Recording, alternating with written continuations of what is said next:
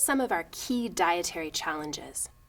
Just as people often have very clear impressions regarding what constitutes a healthy diet, they frequently have particular ideas of how our collective diets fall short of a healthy ideal. Having some insight into what people believe are key issues with current dietary patterns can be helpful, in part because it may suggest what changes to dietary behaviors people feel are needed. We asked people on the street in Vancouver, what do you think is wrong with the way most people eat these days? Eat the fast food. A lot of eating fast food. I'm guilty of this as well from time to time. Lots of fast food, lots of packaged, refined carbs and sugars. Processed food. They crave too much fat in their diet and too much sugar. I think there's too much sugar in things. I think it's basically the notion of overeating. People don't eat carbs. I think that's very bad. A lot of people don't eat breakfast. I think that there's too much fat and processed food, too much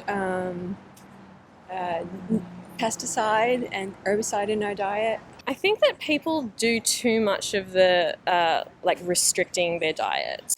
I think people are just constantly looking for cheap and fast and easy, and that's usually not the way to go if you want to be healthy and happy.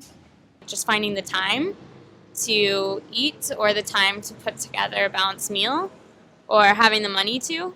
People don't know how to cook really these days, so they'd rather go to McDonald's or go to anywhere or pick up something quick from a grocery store, like wraps that are pre-made. You don't know what goes into it. They go for the pre-made food, which they don't know what's in there, and it's a lot of like hidden fats and salts and whatnot, and people just don't seem to make the time to cook their own food.